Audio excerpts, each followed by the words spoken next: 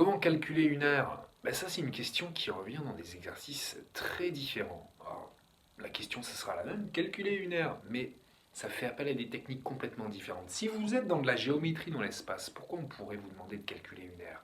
Bien souvent pour accéder au calcul d'un volume, genre volume de tétraèdre, volume de pyramide. Ok?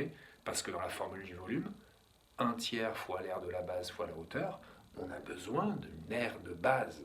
Voilà, l'aire d'une base plutôt. Donc regardez cet exemple-là, on est dans un tétraèdre, et puis la base justement, là ici c'est un triangle, et bien on va vous demander de calculer l'aire du triangle ABC. Voilà. Alors, ça dépend ce que vous avez comme triangle. Je vous parle de triangle parce que la plupart du temps c'est un triangle. Si c'est un triangle rectangle, vous avez beaucoup de chance. Parce que la formule pour l'aire d'un rectangle, d'un triangle, pardon, c'est base fois hauteur divisé par 2. Attention, pas la hauteur du tétraèdre, la hauteur du triangle. Donc si votre triangle il est rectangle, base fois hauteur divisé par 2, il n'y a pas de problème, vous connaissez tout. AB fois AC. Ok? Des distances, hein. Donc formule de la grande racine. Peut-être que vous l'avez fait avant, mais peut-être pas.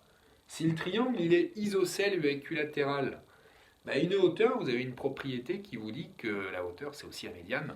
Donc elle va aller couper la base du triangle en deux segments de même longueur. Et donc ce point-là que vous cherchez, parce que vous avez quand même envie ensuite de me calculer ça, ça sera ça la hauteur. Et donc ce point, si vous avez des coordonnées, c'est pas mal. Bah, ce point, c'est le milieu du segment. Voilà, ça peut servir. Et puis enfin, si c'est un triangle quelconque, vous dites, mais comment je vais avoir la hauteur? Parce qu'une base, ok, mais la hauteur, je ne la connais pas. Eh bien, vous l'avez certainement déjà fait dans l'exercice. On vous a fait travailler sur cette hauteur, peut-être sans vous le dire, en vous faisant travailler sur un projeté orthogonal de ce point sur cette droite. Comme ça, vous avez ce point, donc potentiellement, possibilité de calculer cette distance et donc la hauteur du triangle. Ce qui vous permettra de calculer l'aire du triangle, qui sera un point de départ pour aller jusqu'au volume du solide que vous êtes en train d'essayer de calculer dans l'objectif de cet exercice. Ok? Mais si on revient à la question initiale, calculer une aire, et que là, ça n'a rien à voir parce que c'est pas du tout de la géométrie dans l'espace, mais que vous êtes dans un exo de fonction, on vous parle d'une courbe, tout ça, calculer une aire, le réflexe, R intégrale, toujours, presque. Attention, vérification, F doit être positive.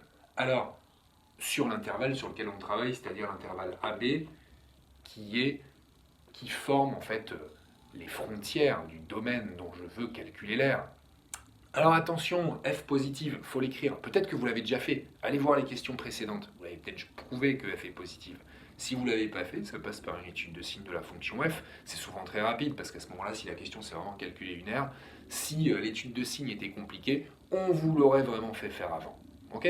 Donc on n'oublie pas de mettre que F est positif sur l'intervalle AB, puis on en déduit que l'aire que vous voulez chercher, bah c'est quoi? C'est l'intégrale de f de x dx entre les bornes A et B. Ok?